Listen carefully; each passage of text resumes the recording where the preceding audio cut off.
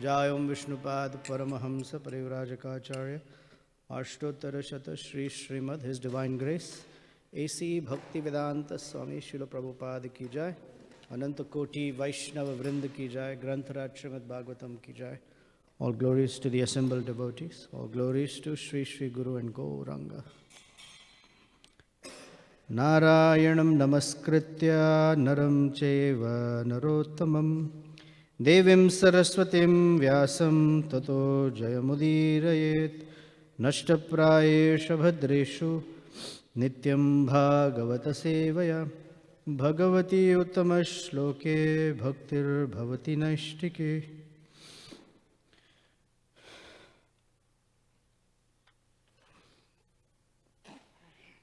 Om Namo Bhagavate Vasudevaya.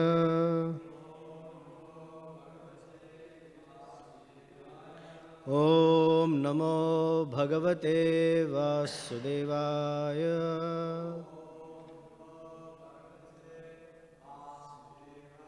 Om Namo Bhagavate Vasudevaya.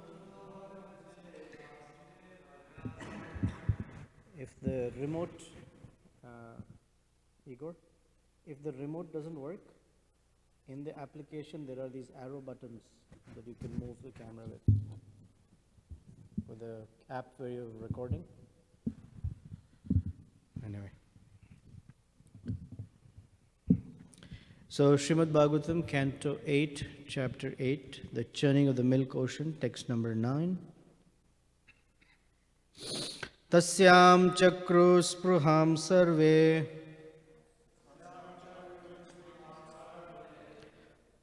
sasura suramanavaha rupaudarya vayo varna mahimapkshita chetasaha. Tasyam chakru spruham sarve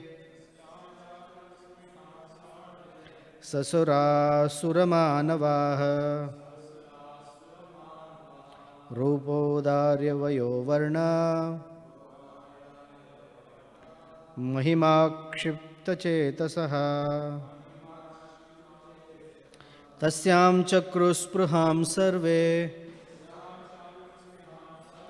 sasura suramanavaha rupaudarya vayo varna mahimakshipta chetasaha.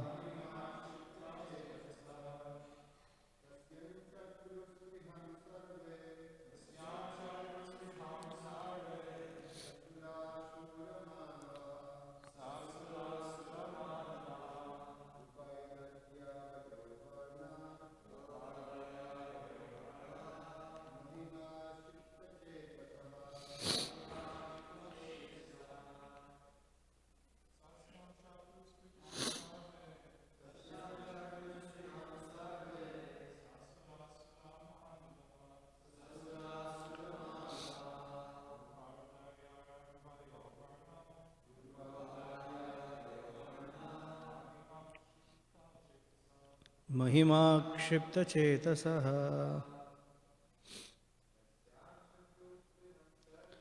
Tasyam chakru spruham sarve sasura suramanavaha rupaudarya vayo varna mahimākṣipta chetasaha. Ladies, please.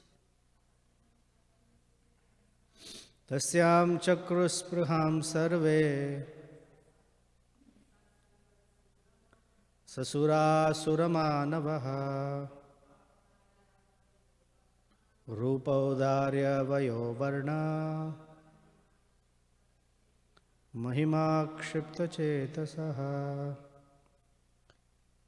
Tasyam, unto her, chakruhu, did, spruham, desire, sarve, everyone, sura asuramanavaha, the demigods, the demons, and the human beings. Rupa Audarya, by the exquisite beauty and bodily features. Vayaha, youth. Varna, complexion. Mahima, glories. Akshipta, agitated. Chetasaha, their minds. Translation and purport by Srila Prabhupada Ki Jai. Because of her exquisite beauty, her bodily features, her youth, her complexion, and her glories, everyone, including the demigods, the demons, and the human beings, desired her. They were attracted because she is the source of all opulences. Purport: who in this world does not want to possess wealth, beauty, and the social respectability that comes from these opulences? People generally desire material enjoyment, material opulence, and the association of aristocratic family members. Bhogaishwarya prasaktanam. Material enjoyment entails money, beauty, and the reputation they bring, which can be all achieved by the mercy of the goddess of fortune. The goddess of fortune, however, never remains alone. As indicated in the previous verse by the word Bhagavat Para, she is the property of the Supreme Personality of Godhead and is enjoyable only by Him. If one wants the favor of the goddess of fortune, Mother Lakshmi, because she is by nature Bhagavat Para, one must keep her with Narayana. The devotees who always engage in the service of Narayana, Narayana Parayana, can easily achieve the favor of the goddess of fortune without a doubt. But materialists who try to get the favor of the goddess of fortune only to possess her for personal enjoyment are frustrated. Theirs is not a good policy. The celebrated demon Ravana, for example, wanted to deprive Ramachandra of Lakshmi, Sita, and thus be victorious, but the result was just the opposite. Sita, of course, was taken by force by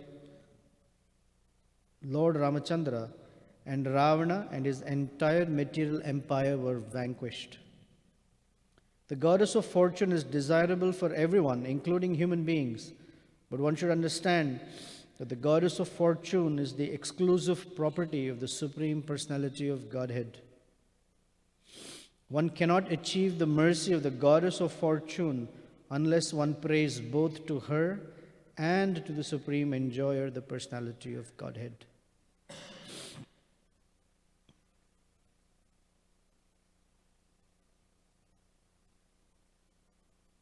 Om Ajnanatimirandhasya Jnananjanashalakaya Chakshurunmilitam Yena Tasmai Shri Gurave Namaha Shri Chaitanya Manobhishtam Sthapitam Yena Bhutale Swayam Rupa Kada Mahyam Dadati Swapadantikam Vancha Kalpatarubhyascha Kripa Sindhubhya Evacha Patitanam Pavanebhyo Vaishnavebhyo Namo Namaha Shri Krishna Chaitanya Prabhu Nityananda Shri Advaita Gadadhara Shrivasadi Gaura Bhakta Vrinda Hare Krishna Krishna Krishna Hare Hare Hare Rama Rama Rama Hare Hare.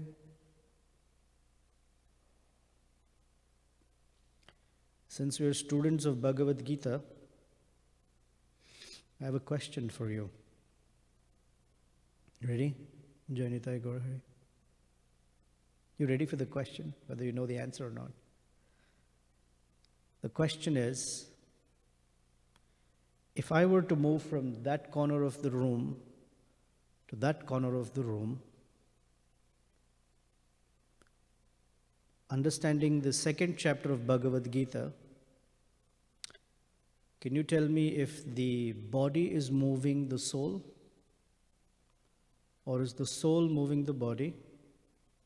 Especially when Krishna says that the soul is immovable.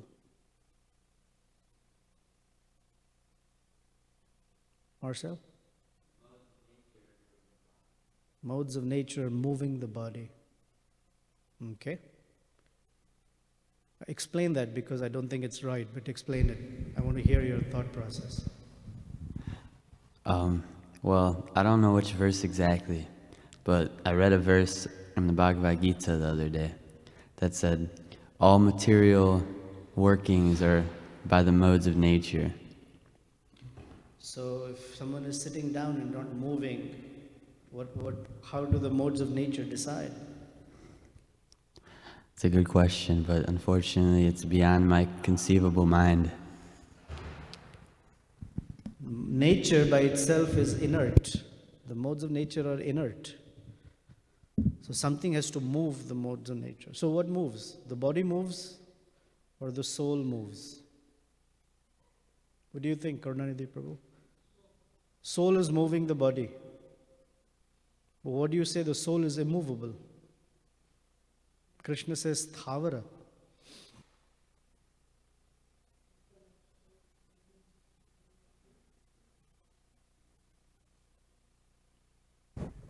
Because of the soul's presence, the body is active. Unless soul is there, the body is dead. Okay, that's a good point. How would you explain that the soul is fixed or does not move or does not change, as he says? They're different words, but how would you explain that? Well, it is very infinitesimally small, because it is described as 1 by 10,000th. All that is fine. The question is, it says it doesn't move or is fixed. It's unchangeable.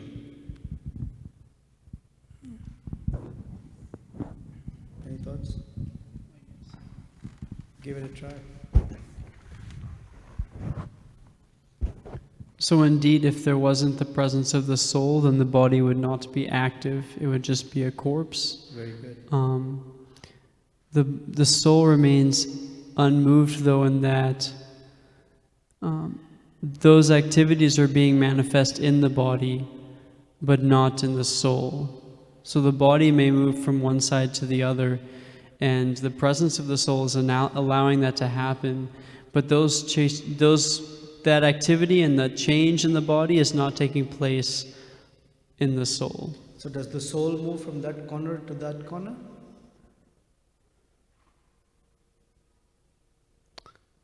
I don't know about, in terms of its being... Otherwise the soul would be there, my body would be there, and I would fall and I'd be a dead person because my soul is there and my body is there. I'm not sure the analogy is speaking about that, the soul in relation to its position in the material world. I don't think it means that when it says unmovable. So what does it mean? You're on the right track. What does it mean? It means the soul is unaffected by that activity. Very good. So it means that the soul is non-material, and physical dimensionality of time and space do not affect it. Second, it also means that it never changes from its position of service. It's always serving. It's always fixed. It's not like it changes that. Regardless of what kind of body it takes, service is always manifested. So it never changes from the position of service. In that sense, it's unchangeable or immovable from or fixed in its service constitutional nature. Okay. So, a famous, axiomatic statement that we hear quite often is that material success follows spiritual success. These are terms, at least phrases we use in a college environment. So material success follows spiritual success, which automatically means that material success in and of itself, while it might be possible, it is only transient by nature. That means one day someone can be successful, and at some point that success will go away. Either because the person only goes away, or the success goes away. Now, you also heard this phrase that when an object moves, its shadow moves with it. Correct? But if I were to just move the shadow without moving the object, is it possible? Someone in physics will say, you move the light, the shadow moves without moving the object. Other than physics, actually you cannot move the shadow. No?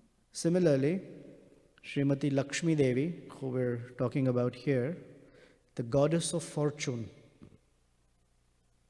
she doesn't move without Lord Vishnu or Narayana. She moves wherever he moves too. Now, many persons, especially in India, I'll tell you a funny thing.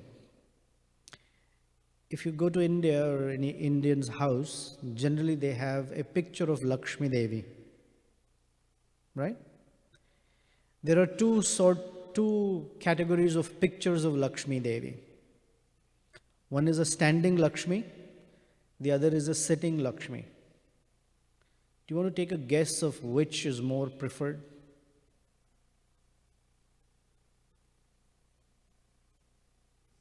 Sitting, obviously. Why? Because if she's standing, she'll walk away. And no one wants Lakshmi to walk away. They want her to stay. So they want her to sit. Now Lakshmi, as the pastime shows, the ocean of milk is being churned and Lakshmi has manifested. Her name is Rama Devi. And this Rama Devi, she is yet to be, I guess, claimed by someone. Previously, as the churning happens, there are different claimants. So the first claimant when the Surabhi came was the rishis, the sages. Because they saw the cow, Surabhi cow, they knew that they could get ghee from her. And she's the embodiment of the Vedic literatures. So they took, possession of her so they can protect Vedic knowledge. And the ghee that they get, they can perform sacrifices for the benefit of society. Then came the horse, Uchchaishrava. Who claimed that horse? Bali Maharaj. Did Indra want the horse too? Yes, but he didn't claim it. Why? Because Lord Vishnu had told him, just stay peaceful. Something else will come for you. Next came the beautiful Airavata with 4 tusks that could challenge the beauty of Mount Kailash. Who took it? Indra. Then came Goddess Lakshmi. And her appearance is described here. It says, Tasyam chakruhu spraham sarve. When she came, everyone's desire to possess her became agitated. Because she is such that everyone wants to possess. And she's an equal opportunity agitator. So the second line says, Sa Sura Asura Manavaha. Sura means the demigods. Asura means the demons. And Manavaha, all human beings. Pretty much everyone within the 3 worlds or the 14 planetary systems were attracted to her. She is such. And so she possesses some things that are very attractive. That's the third line. Rupa, Audarya, Vayaha, Varna, Mahima. These 5. You could say 4, and the 5th, Mahima, means the glories. So these glorious features. First is Rupa, Lakshmi Devi's form. Her physical features were extremely attractive. Very shapely figure, beautiful eyes like lotus petals, perfectly formed teeth, as the Vedas say, like a perfect row of jasmine buds. Beautifully formed fingers that are gentle and elegant, soft lustrous skin, black curly hair, and a full head of hair. Very, very supple limbs, a narrow waist, shapely hips, beautiful legs, toes very attractive, decorated with different jewelry, very attractive. Rupa. Then it says Audarya. Audarya, Rupa Audarya. So not only the shape of her body, but all the features of her body as I described. So Rupa Audarya. Third is Vayaha. Vayaha means youthfulness.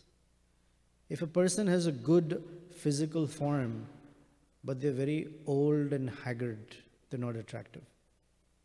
Her youthfulness was very attractive.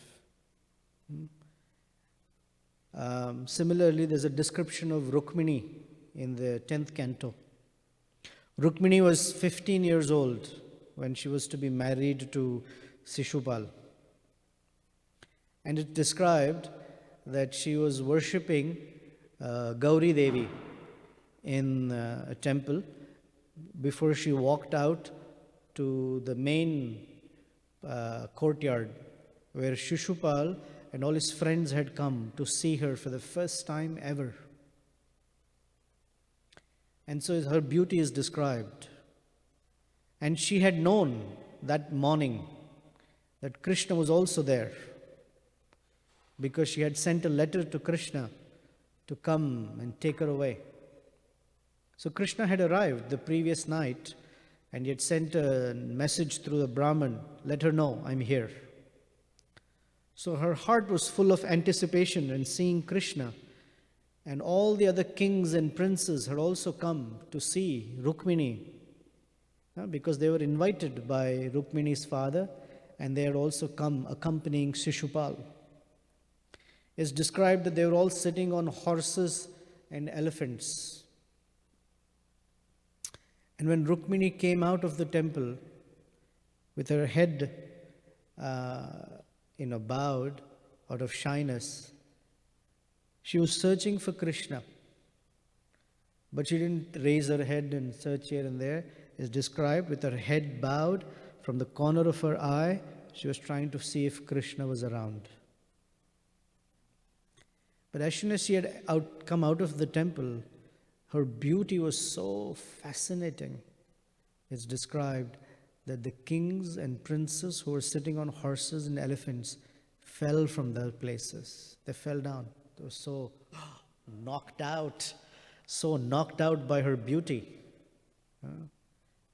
She's knocked their socks off, as they say. So knocked, as like they didn't know. They slipped out of their seats and fell off the elephants and horses. I mean, how do you fall off an elephant? But how do you fall off a horse unless the horse moves or something? And these are Kshatriyas. It's not like, you go down to downtown Chicago, pay the guy a few bucks, mount a horse, and the horse does something and you fall off. Or if you go to Texas, one of the things they do in bars is they have this mechanical bull that you have to sit on. You pay money and the thing goes, ka-chonk. It wants to throw you off and you're supposed to mount the bull. These guys are super Kshatriyas. They never fall off the horse.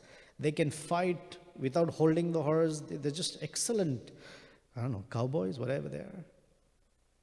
And they fall off without anything, just slip and fall. That's her beauty. So Rupa, Audarya, Lakshmi Devi is like that. Vayaha, youthfulness. And says Varna. Varna means complexion. The complexion of her skin was so lustrous, so enchanting, smooth skin, shining like anything. Very rarely you see some of the commercials, of course they're all photoshopped, but you see all these women with glowing skin or men with glowing skin and they're like, wow, they're very good looking, because the skin shines and they're beautiful and youthful, all their youthhood shines through that skin, versus someone who's like, scratching or it's dry and flaked like a crocodile, like a crocodile skin. Some people like to make shoes out of it, but it's not like when you look at the crocodile, you'll say, nice skin, dude, how'd you get it? It's just all full of, it's all rugged folds and rough, and it's like, or a hippo or a rhino, or it's just, pachyderms. They're very thick skin. It's just not attractive. But here's a Varna, her complexion. And Mahima, so all these things are her glories, was such that Akshipta,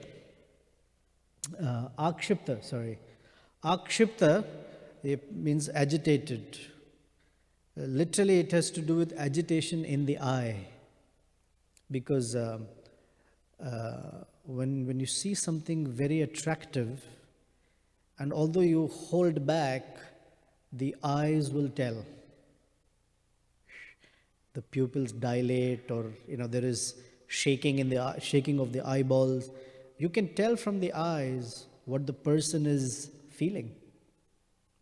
For example, if the eyes are closed in Bhagavatam class, you can tell, right, what's going on. If the eyes are open, but they are sort of gazing into the horizon, then also you can tell what's going on. I'll tell you a sidebar story about looking at the eyes and telling what's going on. In the Ramayana, when Lord Ram returns from the forest, before he enters Ayodhya, they camp for the night outside Ayodhya. Because Lord Ram is not sure if he should enter Ayodhya or not. Because it's been 14 years, he hasn't met his brother Bharat. And so he doesn't know if Bharat has now started liking to be king. And what if he poses a resistance? Then Lord Ram has just fought a war. He doesn't want to fight his brother. In fact, if Bharat likes being king, then Lord Ram had decided that he will head back and not be king anymore. But he wants to know. And it's also proper that when he came, he asked for Bharat to be informed first. So when Lord Ram camped outside, he told Lakshmana, go to the palace and tell Bharata that Ram has returned. And he said, when you speak these words, look in the eye of Bharat. If you see his eye even slightly move or shake with some doubt or dissatisfaction, you know for sure he's not happy that we are here. Because he may have a poker face, but the eyes will tell. And if you've ever seen a movie or scene where they're trying to hold a poker face, the camera focuses straight into the eye of the person. because the eyes will tell what's going on. So Lakshmana went to Bharata and said, Lord Ram has returned. And his eyes showed the greatest jubilation that he has returned. That's when Lakshman said, he can come in now. For example, the eyes tell a lot. Another is where eyes are referred to is when Krishna returned from Hastinapur back to Dwaraka. So his queens had come to receive him, and all his sons had also come. So Krishna embraced his sons and looked into the eyes of his queens. And in that exchange, Prabhupada writes that they exchanged their loving affection through their eyes. So akshipta is the agitation in the eyes, because Lakshmi Devi is so attractive that their minds were so agitated, it showed in their eyes. Mahima akshipta chetasa. Akshipta chetasa is the consciousness of the mind got fully agitated. So if you take, for us, Lakshmi is generally in the form of a gold coin or gold or a currency note. Because a currency note really doesn't mean much, but let's take the currency note, for example. Rupa, the form of the currency note in our hand. Is that attracting? Yeah. But Rupa Audarya. Audarya means features. If I just were to give anyone a piece of paper in the size of $100 bill, is that attractive? No. But if it has green on top with the United States Reserve Bank seal, plus the number 100 on it, that feature of it is very attracting. Wow, Rupa Audarya. Then, Vaya. If I give you a tattered $100 bill, of course it's very attracting, no doubt about it. But if it's a fresh, crisp note, no folds on it, straight from the bank, that is so attracting. In fact, you might feel awkward to even fold it. Ooh, I don't want to fold it. Vaya, youthfulness of the $100 bill. And what to speak of Varna, the complexion of it. If it has grease on it, and it's like, it's $100, but if it is all clean and spiffy, it's very attracting. Our eyes will get agitated. The $100 bill or a gold coin. Of course, nowadays paper is money, which doesn't make any sense. But let's say if it's a gold coin, if you hold a gold coin that is shining, nicely formed, is new from the mint, Rupa, Audarya, Vayavarna. And it's Mahima, the glory of all the things you can do with that wealth starts agitating the mind. Now, what to speak of a gold coin? What to speak of the personality herself, Rama Devi? Because you show a gold coin to a demigod, he's going to laugh at us like, what is that? I have so much gold, this is nothing. But if the demigods get agitated, that means something's there in her. And Prabhupada writes, what is it about Lakshmi Devi that is attractive? Wealth, beauty, and the social respectability that comes from these opulences. Anyone who possesses money, because money is the closest expression of Lakshmi Devi. They possess wealth, beauty, and social respectability, because all these come from money. Now one may say, beauty doesn't come from money. It's not like all rich people are good looking. But all good rich people, because of their wealth, the kind of clothes they wear, the kind of perfumes they put on their body, the kind of shoes and the crisp shirt and the suit or the dresses that the women wear, the cosmetics they put on themselves, suddenly transforms them. It's not that they're any more good looking, but it's just all the features of beauty are associated with it. Rich does not mean beautiful, but rich can be attractive. Because the money can buy for them all these things that enhance their so-called beauty. And social respectability. When a rich person says something is different from when a poor man says something. Because people pay attention to those who have wealth. Oh, they have done something in this world by which now they're respectable. Especially in Kali Yuga, this modern times that we are part of, between knowledge and wealth, people give more respect to wealth. Because wealth is something everyone can see. Knowledge is not something you can see. When do you know a person is knowledgeable? Jai Nitai Gaur.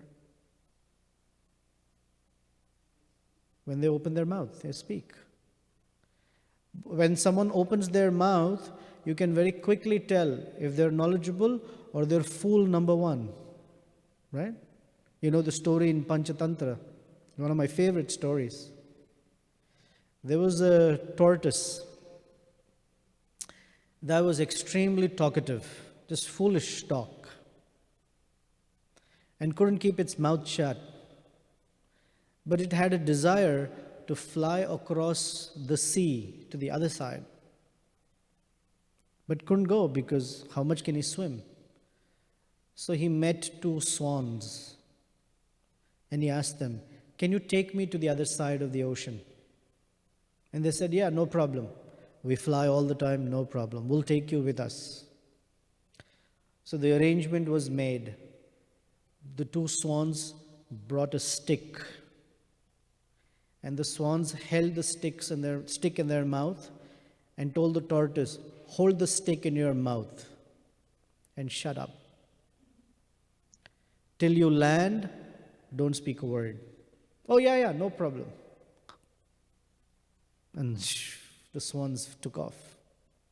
And the guy is looking around. Suddenly, as you fly up, the scene looks really nice. Wow. The land and all up in the air, and the shore and the water. You feel that when you fly over Lake Michigan, suddenly you see the Chicago skyline, like, home. He was tempted to say something, and they told him, "Shut up, don't say a word." But he had the urge to speak. So he said, "How beautiful it looks from here." And fell right in the water. So it said that for a fool, when he or she opens their mouth, they cause their own destruction. That is why in front of the spiritual master, it is said better to shut up. Because as soon as one opens the mouth, the spiritual master knows how foolish one is. When Arjuna opened his mouth right in the first chapter and gave wonderful arguments, Krishna said, "You're a fool." Told Arjuna, of all the great personalities, "You speak like a pandit. Ashochan anvashochastam pragya vadamscha bhasase." Pragyam, you speak as if you're very intelligent. Gatasum agatasumscha nadnushochanti panditaha. Those who are really learned don't lament about that which is temporary. But you, speaking great words, they're not intelligent.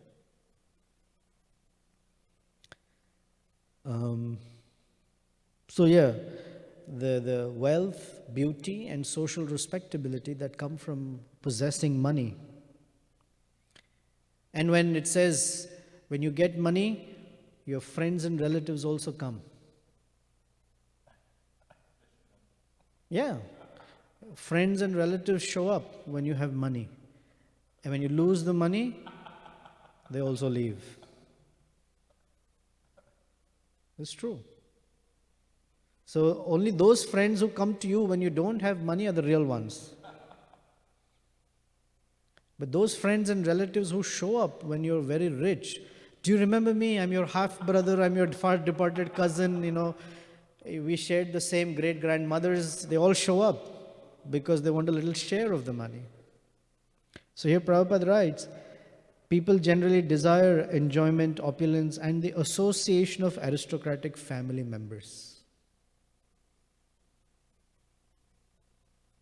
Bhogaishwarya prasaktanam. You know that verse from second chapter? Bhogaishwarya prasaktanam taya apaharata chetasam. Then? Vyavasayatmika buddhi samadho na vidhiyate. So this agitation of the mind is the same described in Bhagavad Gita, that one who is attracted to such wealth for selfish enjoyment, samadho na vidhiyate. Their vyavasayatmika buddhi, their intelligence cannot be resolute. It gets agitated. And their mind, samadhi means a very peacefully directed and stable mind, no vidhiyate, is not possible.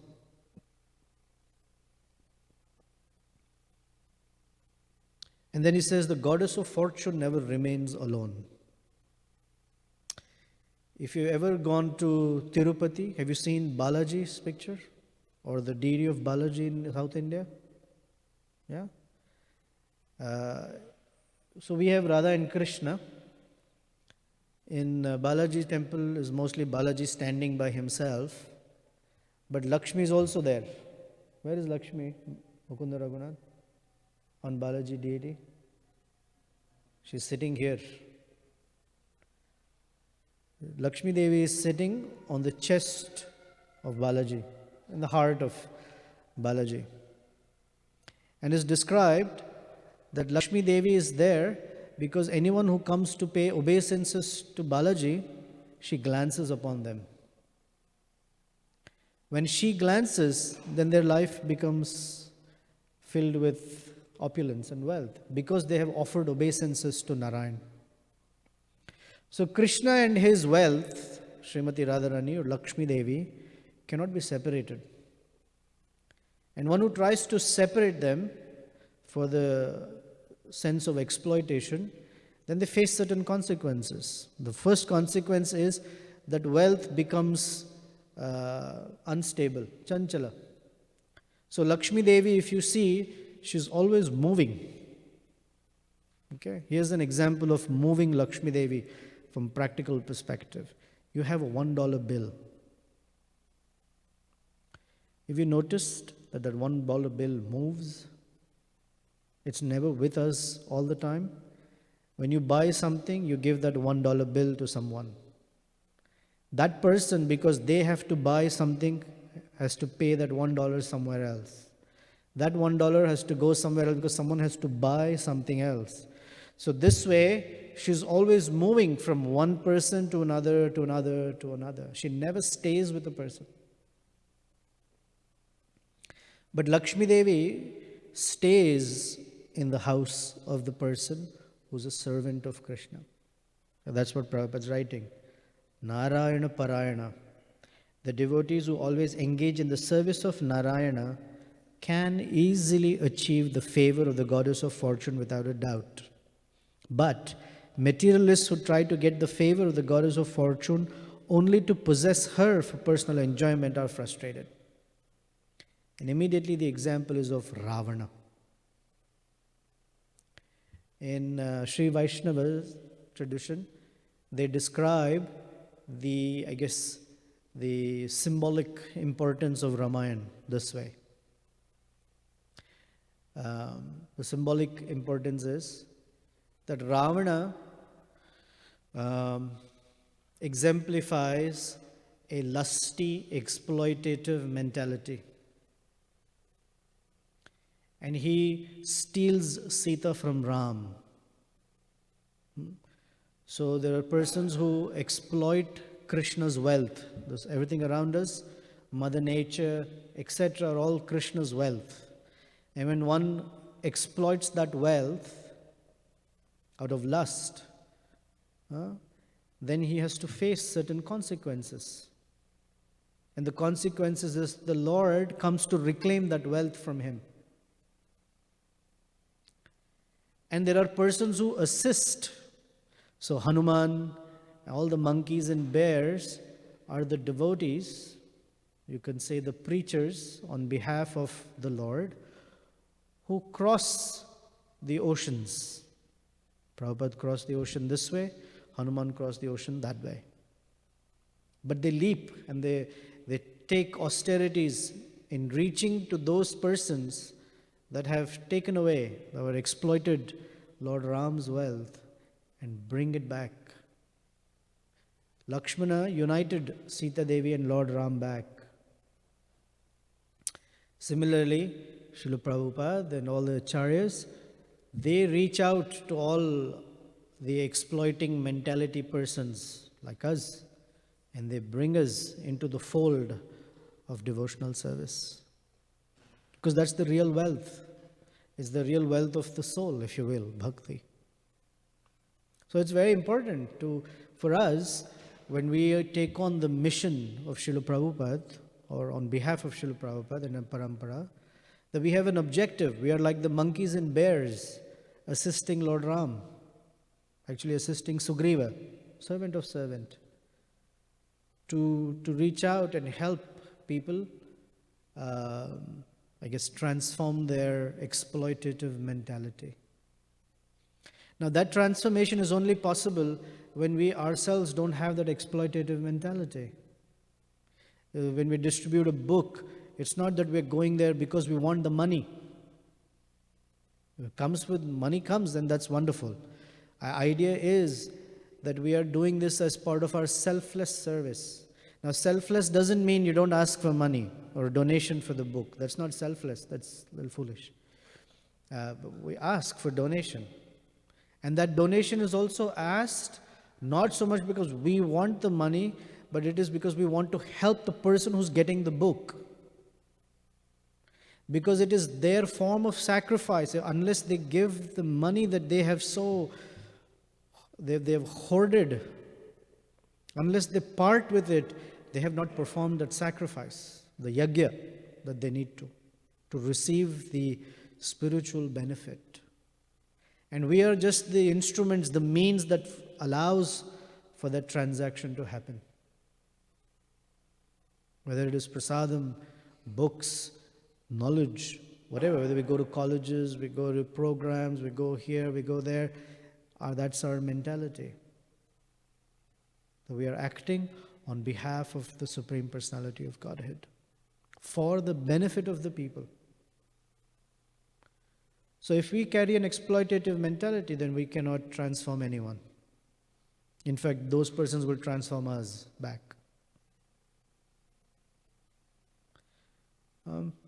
So Lord Ramayana is sort of the scripture that tells us the mentality of Ravana.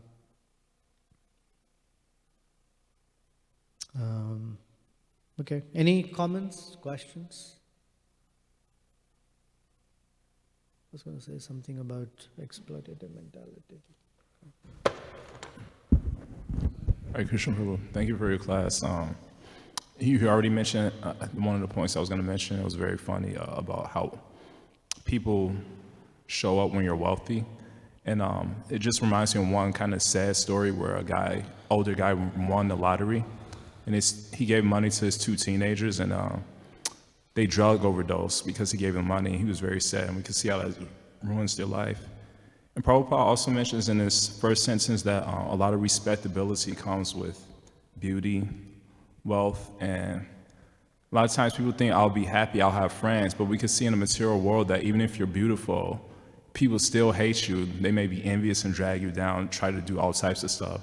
So not necessarily you get the respect that you're wanting if you have all these opulences. So that's one point I kind of appreciated. The direction I'm going is commentary is basically we hear that these material opulence intoxicate us. And a lot of times we think that intoxication is only the four regular principles, no alcohol. So we hear that also, so that like being intoxicated by pride, being intoxicated by envy, these are also a type of intoxication. They may not be detrimental to our physical health, but they're also detrimental to our spiritual health. So how can we remind ourselves that there's a direct correlation between maintaining our material sobriety if we maintain our spiritual sobriety? Because I'm thinking of like an example like Keshava Kashmiri. He was sober physically, but he became intoxicated by pride when he disrespected Lord Chaitanya, and he took his intelligence away. And also with Sobari Muni, he was very... Queen Kunti says, Janma Ishwarya Shutashri Edamana Madapuman Naivarhati Abhyudatum Vai Tvam Akinchana Gochara.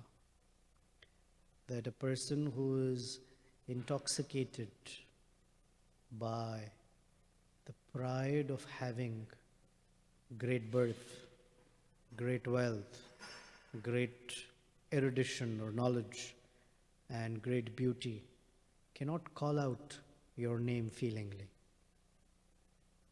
Although you are the real wealth of the akinchanas, those who have no attraction to material wealth.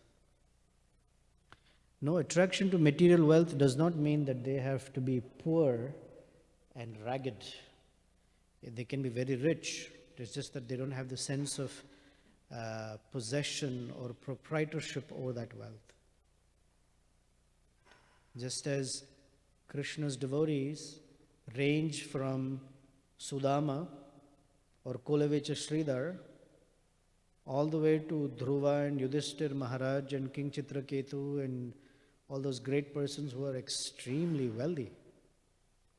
But the same thing is that both this person is not attached to this wealth and this person is also not attached. In fact, sometimes being poor can also become the cause of pride.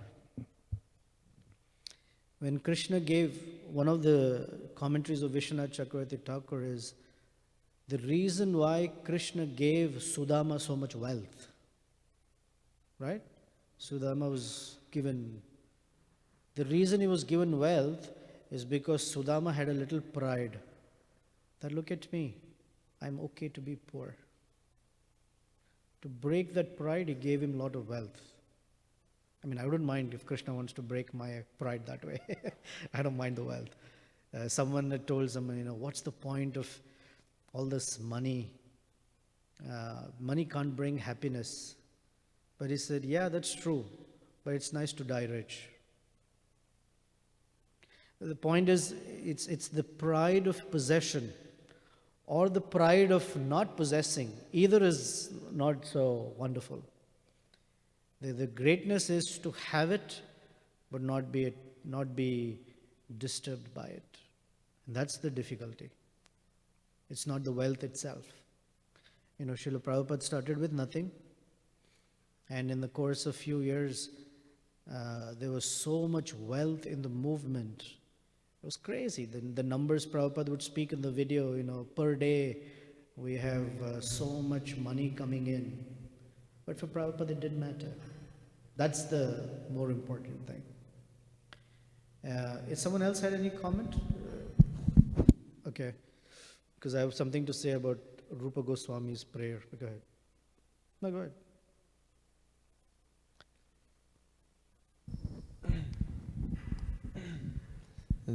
This purport and the last purport yesterday is speaking about how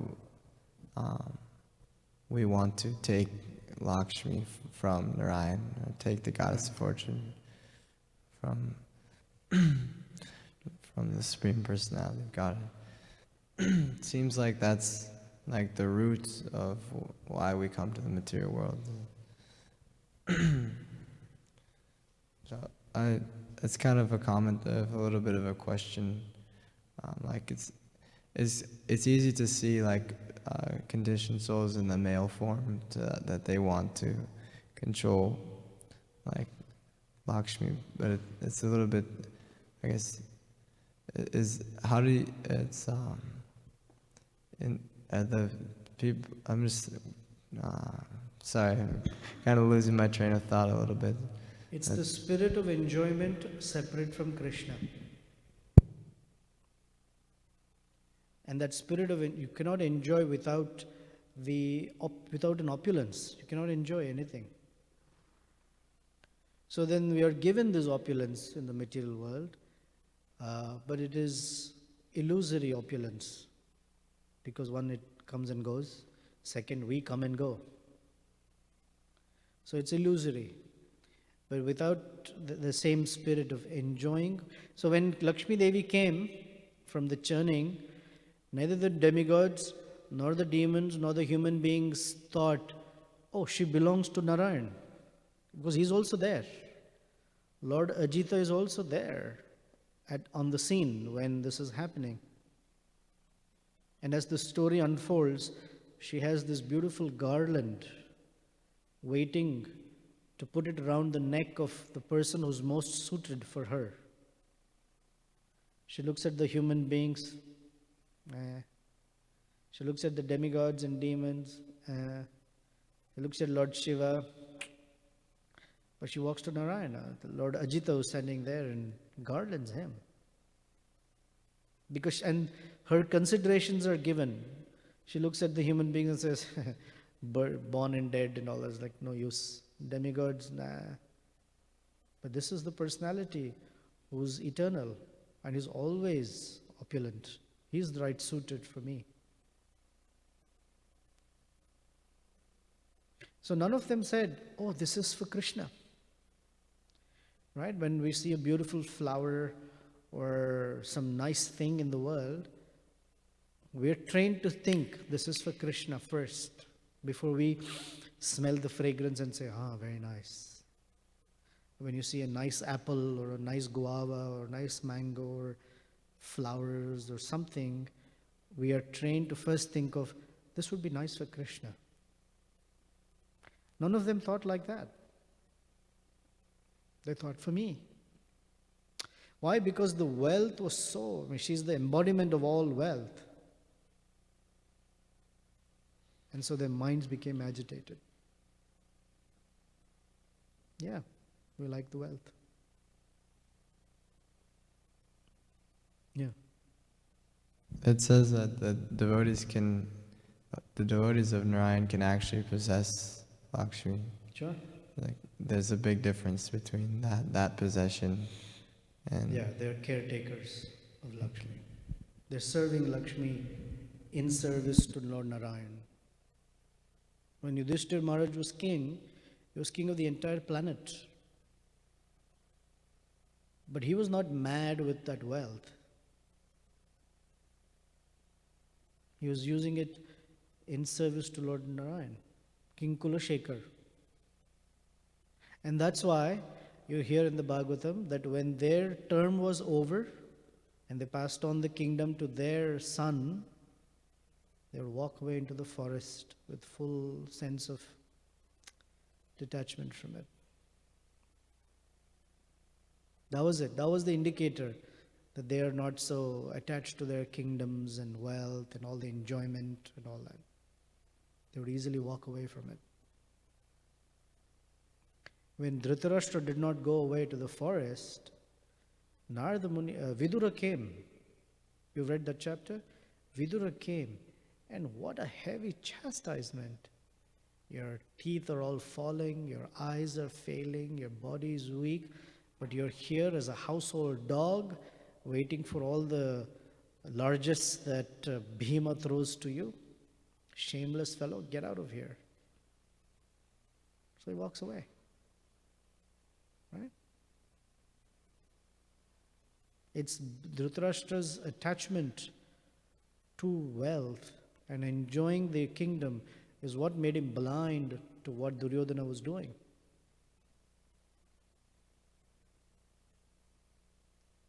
Yes, Jitendra Prabhu.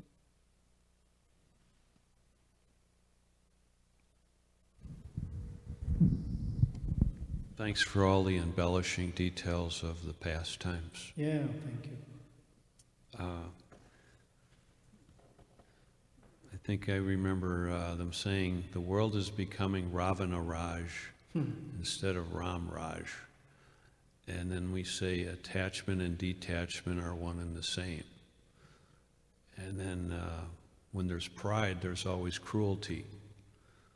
I'm better, you know. You've heard that before. And then I remember Prabhupada went to a rich man's house once, and he was in a very pensive mood, and devotees asked him, what are you thinking about, Srila Prabhupada? He says, I'm praying that I will not become attached to this.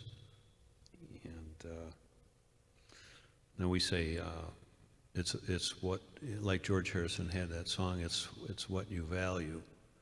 And then Janaka Pandit says, go for the real wealth, which is true religion.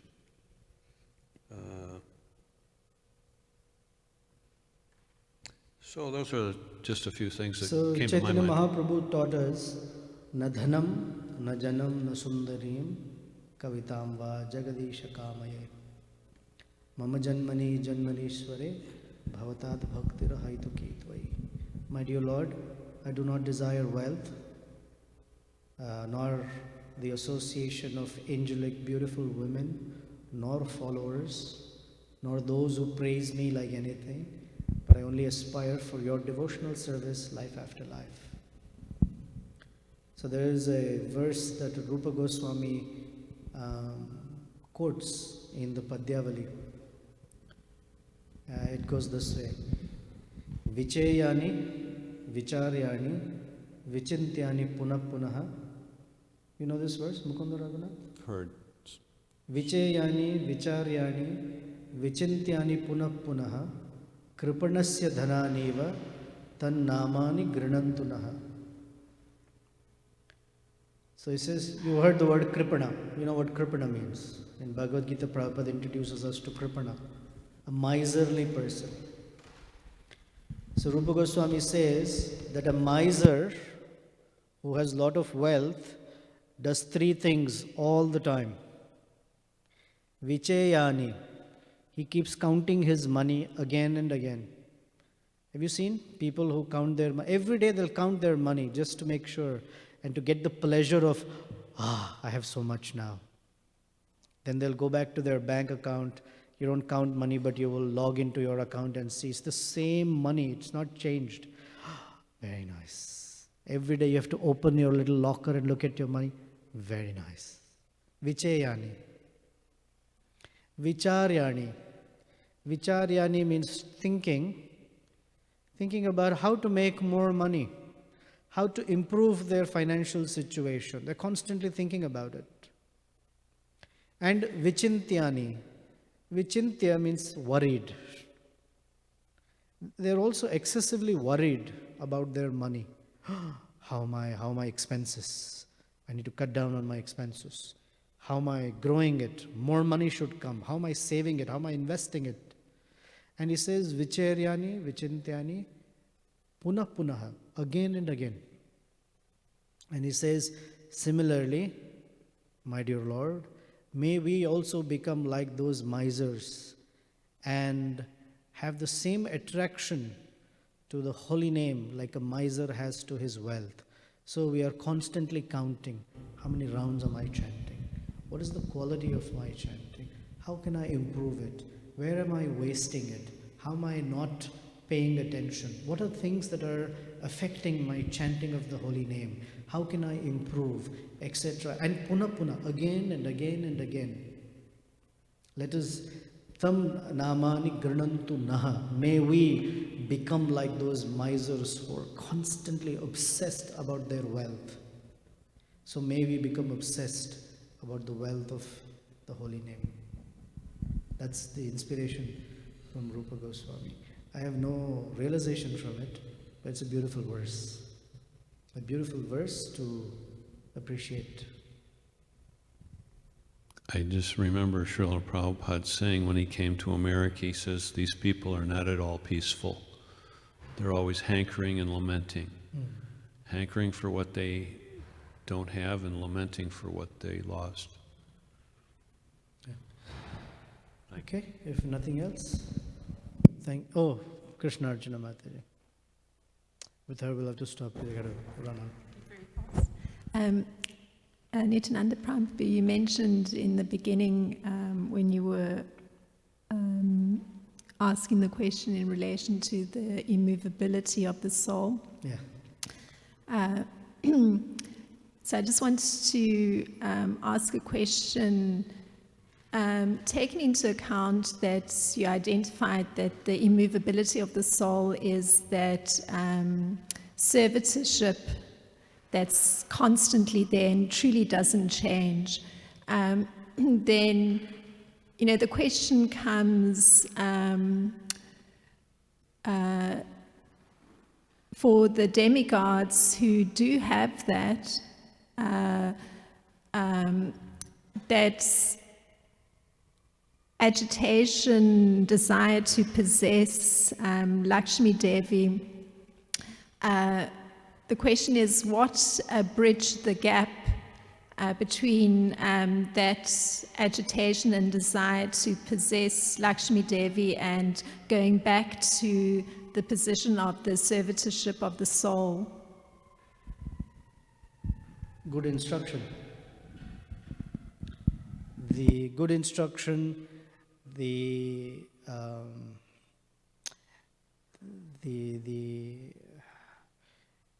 discrimination to not act on that desire. In the second chapter of Bhagavad Gita, text 70, it's a beautiful verse. Krishna, in 70 and 71, Krishna distinguishes two kinds of people. He has just finished the section on Sthita Pragya, the persons with fixed consciousness or pure fixed consciousness. And he gives the verse, Apuryamana machalam pratishtham, ya pravishanti tadvat. He says that the oceans are being constantly filled with fast rivers. But the ocean never crosses its shore. Similarly, a person, a sadhaka, a yogi, he has these unlimited stimuli of desires, but he never crosses that line that he has drawn for himself, or the line drawn by scripture. He doesn't step out of it. Like that ocean, he's able to absorb all of it without, overflowing himself. So that gap that bridges for the demigods is that they don't act it out. We'll see as the pastime goes on, although Lakshmi Devi sort of is also a conscious personality who chooses.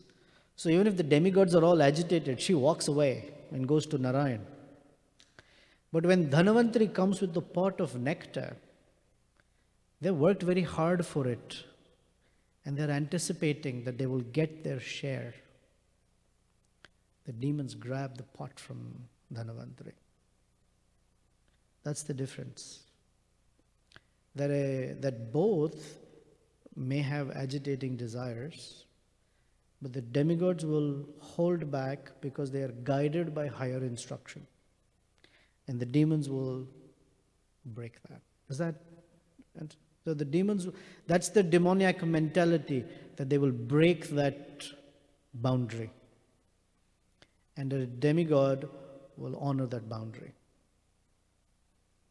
And so for us human beings, then those boundaries are drawn by Guru, Sadhu and Shastra, and the lower side of us crosses that boundary, and the higher nature in us will keep us within the boundary. At that point in time, it depends on which nature is acting. I'll end with the story of the Native American grandfather who told his grandson a story that within us, each of us, there is a white wolf and a black wolf, or a good wolf and a bad wolf between each of us, and in each of us. And within each of us, these two wolves are constantly fighting.